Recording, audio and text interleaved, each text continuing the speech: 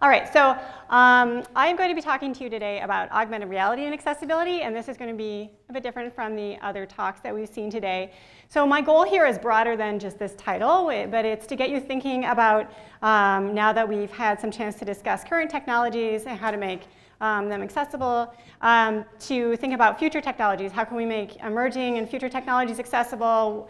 In what ways can we use these technologies or create new ones to address real-world accessibility problems? And what are some of the social questions that might come up that we need to consider in order to be successful in creating these new technologies? So I'm going to talk about some work that's done in collaboration with folks at the University of Washington, Maryland, Colorado, Gallaudet University, lots and lots of people. I'm going to go through a bunch of different examples of research projects. So let's start by taking a moment to think about augmented reality. What comes to mind when you think of augmented reality? Shout out some example applications or technologies. HoloLens, Pokemon Go. Great examples. I'm going to take you through a few examples that I've compiled here. So here is 50 years ago, a little picture of Ivan Sutherland's Sword of Damocles, which was arguably the first head-mounted display. It's very bulky. It's attached to the ceiling by wires. We have 25 years ago, augmented reality research really took off in academia, and I'm showing you a picture here of some instructions for how to insert a printer cartridge. And then today, it's 2019, we have things like heads-up displays in cars, just increasing mainstream augmented reality examples. The HoloLens, or HoloLens 2 now, Pokemon Go, of course. So with all of that in mind, let's pause for a moment and consider how AR can support people with a range of physical, sensory, and cognitive abilities. Okay, so all of the examples that I gave you and the ones that you threw out include visual, concrete information overlaid on the real world. And of course, that visual information is not going to be accessible to a blind user, might not be accessible to a low vision user, but we could also augment other modalities, auditory or haptic touch modalities. We can also augment abstract information, so that could be particularly useful for supporting language, for example. And when I'm thinking about augmented reality, I find it useful to consider a bunch of enabling technologies, like mainstream wearable devices, speech recognition that's improved tons in the last decade or so, 3D sound sensing, computer vision. So with all of that in mind, let's consider how augmented reality could address some of these questions that I'm going to show you that have motivated our work. How can we sense and feedback sound information for a person who is deaf or hard of hearing? How can we support a person with a language impairment in finding difficult words when needed? Or how can we augment a blind person's physical sense of touch to help interpret non-tactile information? So toward the vision of improving real-world accessibility through augmented reality, we focused on 3 threads of work. The first is to address challenges with emerging AR technologies in terms of whether they're accessible to people with a wide range of abilities. Secondly, to explore opportunities to use those technologies and create new ones to augment those abilities. And then thirdly, interwoven with these first 2 threads, to deeply consider issues of social acceptability, privacy, and other social factors that are going to need to be taken into account if we actually want to have anyone using the stuff that we come up with, especially when you see some of what the early prototypes look like. So I'm going to briefly touch on this first thread before moving on to the second. Just giving you one example. So in some of our earliest work with AR and accessibility, my student Mitu Malu and I worked with people with dexterity disabilities and evaluated a Google Glass device, which is what I'm showing here on the slide. You can control a Google Glass device by speaking, but that's not accessible to everyone. That could be an issue, for example, if you have dysarthria. You can also control it by tapping or swiping on the side of the device itself.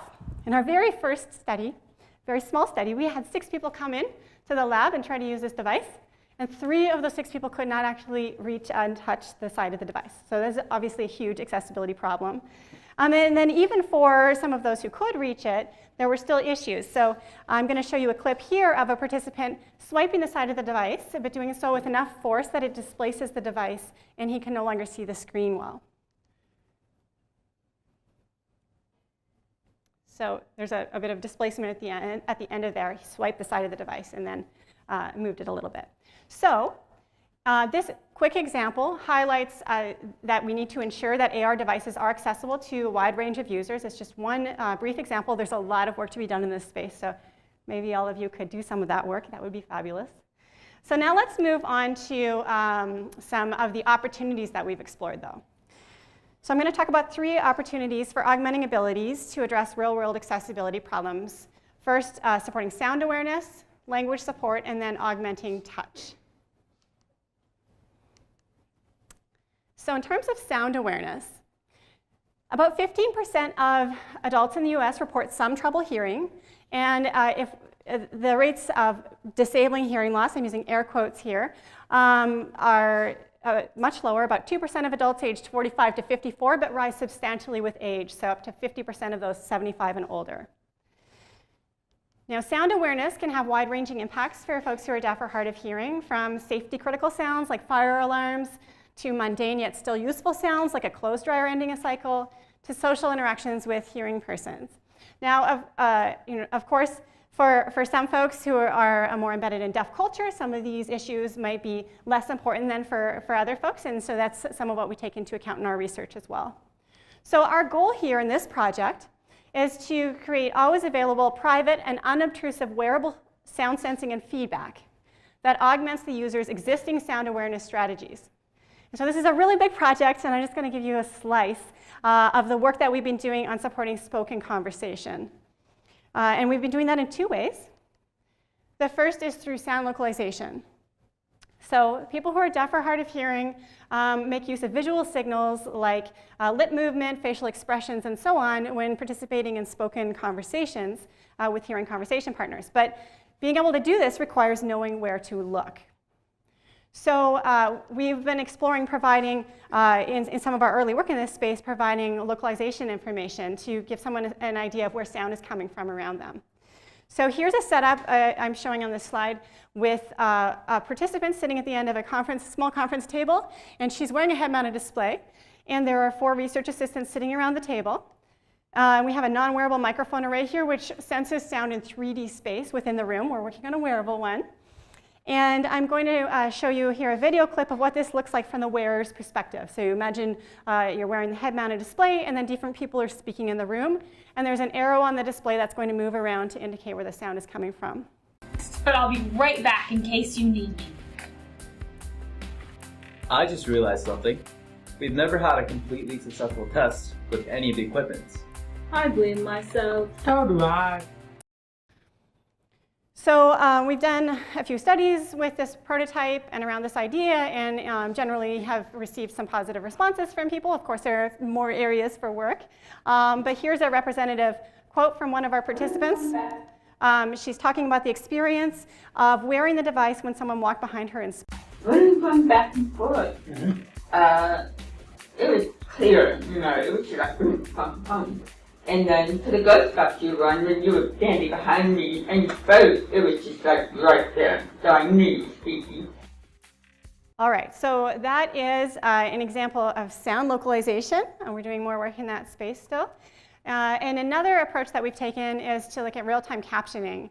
Some of this is motivated by one of my PhD students is hard of hearing himself, and so some of these projects are actually motivated from his own personal experiences. And he's done an autoethnography with this particular project, the real-time captioning project, meaning that he used the device for several months himself. So traditionally, real-time captioning is done by human transcriptionists. We're increasingly seeing automatic speech recognition used as well. There's still some issues there, but it's getting better. And the captions are shown on a laptop or a shared display. And so one of the issues that can come up, and this is from one of my collaborators at Gallaudet University, which is a university for deaf and hard of hearing students in Washington, D.C. So this picture is showing a deaf student's laptop with captions on it, and then there's also slides at the front of the room. There's an instructor somewhere. There are other students in the room. There's just a lot going on visually, so there's this issue of visual dispersion. And so what we've been exploring is presenting captions on a head-mounted display instead. And so here I'm showing my student Dhruv Jain, who's the one I mentioned earlier. He's wearing a Microsoft HoloLens device. And we've been playing around with, what happens when you show the captions on this head-mounted display, and How do people want to manipulate those captions? Do they want them always moving around when they're moving their head? Do they want to fix them to certain physical aspects of the room in some contexts compared to other contexts, and so on? So those are a couple of examples related to sound awareness. As I said, there's a lot going on in that project, and those are just two that are related to supporting spoken conversation. So let's now move on to another project that also used a head-mounted display to support communication, in this case for language support. In this work, we were working with people with aphasia, which is an acquired language impairment due to brain trauma, often from a stroke. So if you know someone who's had a stroke and then may have difficulty afterwards speaking or reading and so on, it can affect different people differently, then maybe they have aphasia. It affects about 2 million people in the US. So I'm going to play here a video clip of one of our participants commenting on a design that we showed him. We do a lot of participatory design use a lot of participatory design techniques in our research. But I want to show this clip. This participant has intact audio comprehension, so he can understand what the researcher is saying to him, but he has trouble expressing himself. Talk, talk, talk. Are there kinds of conversations you would want to have? Yeah, Like what? all kinds of words in my mouth. All kinds of words come out all the time, but I can't say it. Good. So notice that he had trouble saying the specific words that he wanted to say, which is the problem that we were trying to address in this work. So here's a scenario we showed to participants. A woman's at the grocery store. She has a vocabulary need. She's looking for cheddar cheese, but she can't say that word. So she's preloaded her grocery list onto this device. She can look up the cheddar cheese and get a private auditory, visual, and textual prompt. And any of those may trigger her own ability to then speak the word independently. So that's the idea. And so we built a proof of concept prototype based on this idea. So this is for a head-mounted display, and then we included a vocabulary hierarchy of images, text, and sound that someone could navigate through. And then we conducted a few studies to look at what happens when you use this in the lab and also out in the real world, which is really hard because then you're talking to unfamiliar conversation partners. There's a lot going on. And we found that participants felt that the head-mounted display vocabulary support allowed for glanceability, so you could maintain eye contact more on your conversation partner than if you're looking at your smartphone, for example, and that there was especially this strong role in this public context for this kind of support, so where you are talking to these unfamiliar conversation partners as opposed to somebody that you're more familiar with and have probably developed a lot of strategies already. In a controlled experiment, we also found that the head-mounted display provided more efficient communication than the similar support on a smartphone. So again, I'm telling you some of the positive stuff. There's also some negative stuff, some areas for improvement here. But again, the general takeaway is that the head-mounted display form factor allows for some new kinds of support and in new ways that you can't achieve with a smartphone. Now, I want to turn to a third project that is quite different, and this is augmenting touch. So not vision, but auditory and haptic augmentation. So imagine here that you are gliding your finger along printed text and hearing words read back to you in real time. So there's a video clip of somebody running their fingers over a page, feeling the shape of a bar graph in a book or a newspaper, or touching items of clothing in your closet and hearing a description of the underlying fabric, or at the store and hearing that description. So here's an illustration of our approach showing a hand with a camera on the fingernail. So these cameras are tiny. They're originally designed for endoscopies. They're 1 millimeter in diameter, or if you add lights, then they're 2 millimeters in diameter, so they're huge. And then we combine that with haptic or vibrational feedback on the finger or on the wrist, and then of course lots of computer vision algorithms to interpret what the camera is seeing and to give feedback through audio or haptics. So our application has been largely, or our research has been largely application-driven. So we've looked at reading support, color and texture recognition, touch-based control of mobile devices, and then haptic and auditory feedback to support those different application areas. So I'm going to give you a couple of examples of reading support. This first video clip is our earliest reading prototype, which was designed for folks who would be using a screen reader on their smartphone or computer typically. So I'm going to show this clip as a person will be running their finger along printed text on a page, and the system is going to do some optical character recognition and generate text-to-speech output. Any dog or toy testified that dogs are just as prone to jealousy as humans. Okay, so that's one example. We've done user studies and so on. With that, we can't do anything without doing lots of user studies and participatory design and many different approaches for ensuring that our target users are part of our design process. And then here's a second example. In this one, we were working with low vision participants, and we did some participatory and iterative design of magnification support on a head-mounted display. So the idea is this person is again wearing a finger-mounted camera, and then we take the image from that camera and we magnify it and otherwise modify it, maybe increase contrast, whatever works for that person. And then we played around with how do people use this? In what ways do you want to, how do you want to show that magnified view? So I'm going to play this video, and you'll see a few different options for showing that magnified view. So here, the magnified view from the finger as the person's running their finger over a magazine page. The magnified view is moving with the head as the person moves or turns their head and looks around the room. Now here, the magnified view, similar situation reading the magazine page. The magnified view is now vertical, and it's affixed to the table, which you can do with the Microsoft HoloLens. You can attach things to the real world.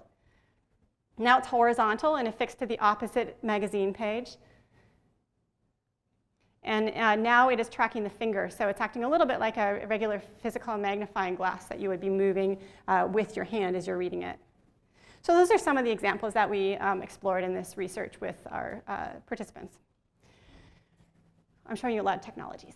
Okay, so those are 3 examples of some of the work that we've been doing in augmented reality and accessibility. And this is different from a lot of what we're talking about here, because these are really focused technologies that are meant to support a very specific set of users with a specific set of needs, although you can imagine how some of this might apply more generally and be useful for a much broader set of users.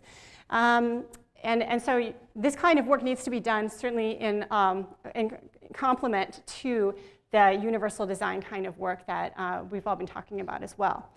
Now, I want to turn to this third thread of work, which is basically thinking about, hey, if we want any of that stuff to actually be adopted and used by people to be successful, then we need to think about a lot of practical social factors, like social acceptability and privacy. So here's a quote from one of our participants who actually quite liked the technology that he was evaluating this day. He said, "I don't want to look like R2-D2, I want people to see me and not this technology." So we've been, one question that I'm particularly interested in is understanding how social perceptions of wearable devices, like changing social norms around wearable devices. Think about how the discourse around Google Glass even changed from when it first came out to when it disappeared. Issues of presentation of self. So you put something on in the morning, it's about your sense of style, aesthetics, how you want to be viewed by the world, how those kinds of issues interact with social perceptions of disability, like stigma around assistive technologies. Assistive technologies can have all kinds of impacts on perceptions by onlookers about whether a disabled person is capable or not. And there are all kinds of really deep issues here that come out with assistive technologies and that could interact with these perceptions of wearable devices. So just as one example of how we've been looking at this, we did a study where we had 1,200 online crowd workers look at videos of folks using a head-mounted display in public. And in some of the videos, there were visible disability indicators. So here's a woman walking to a bus stop. She's holding a white cane, and she has dark glasses on, and she's also going to use a head-mounted display at the bus stop. In other videos, exactly the same, but no visible disability indicators. So she's walking to the bus stop, doing all the same things, but isn't holding the white cane and doesn't have the dark glasses on. We also changed up our descriptions of what was going on and about the person, about what they're doing, and so on. So across 4 experiments, the user having a disability improved public perception of the public head-mounted display use. And there was a further positive impact from disclosing that the use was assistive. There's a lot to unpack here about what's going on, why people are reacting in this way, whether they're reacting in this way partly because they expect that that's what they should be saying to us. It's just a lot going on. It's interesting, though, because there's also then this tension, of course, that individuals with disabilities can often be sensitive to devices that draw unwanted attention to themselves. So is there something that we can do in how we design these things to make it so that you can disclose whether the device is assistive or not when you want to? So that's a personal choice. So this is just one small example of this huge space of social acceptability around wearable devices, augmented reality, accessibility. Some other aspects that I just want to touch on briefly so that you're thinking about them. One is privacy. A lot of what I was talking about there, you might have an always-on microphone, an always-on camera. There's some work that's just started to look at, well, how do people feel about having that kind of sensing happening, and how might you have different levels of disclosure in terms of what that data is being used for, and so on. People might feel more comfortable about it if it's being used for this kind of technology versus like someone's just walking around recording everything that's happening. There's a lot going on there. Interdependence is also another important point. A lot of the technologies that I've introduced you to, you might argue, are designed to support someone's independence. But we're all interdependent on other people. We don't just do things alone. And actually, one of our attendees earlier, she's not here this afternoon, but Cindy Bennett, she's a PhD student in my department, and she's been doing a lot of work in this space, like thinking about how we can rethink our technology design with interdependence in mind. How might you rethink some of those communication solutions that I introduced with interdependence in mind? Okay, so I've talked to you about some accessibility challenges with AR, some opportunities to get you thinking about, hey, the future too, not just where we're at, and some of the practical social factors that come up with these technologies. And I kind of want to take a little turn here and leave with you with a few final thoughts. So I also teach classes on accessibility and inclusive design, and so these are a few additional thoughts that I just wanted to have as takeaways. So one is, of course, the emphasis on first-person perspectives. We can't emphasize this enough. We all can't emphasize this enough. I mean, we just had our previous presenters said, nothing about us without us on their first slide. So in our work, we'll try to, on our wearable sound sensing project, we've got folks who are deaf and hard of hearing on our research team. That's an ideal situation. We also have participatory design techniques that we use. There are a lot of data sources online. You all have different resources for doing this kind of work, but you can search out first-person perspectives online and learn from those too, even if you don't have lots of funding for recruiting lots of in-person participants, which obviously is ideal, so please, please, please try your very best to do that too. I think it's also important to learn about the bigger social context around disability and technology. There's a whole field called disability studies. Do a little bit of reading in that. Some of the writing in that field is easier to grasp for a newcomer than others, but hey, you should know that it exists. Learn about some of the basics, discussions that are happening in that field. Kat cites some of that work in her book, so you could take a look there as a start. And then finally, I also want you to reflect on what inclusion means for you, and this is what I have my students do. I want them to, they may be saying, I know some of them are sitting in the audience right now, this is one of the things I just want them to take away from the quarter, is that they're figuring out for themselves what inclusion means, and there are different levels of inclusion, different layers. We need to be making our design profession inclusive. We need to have tools for designers that are accessible.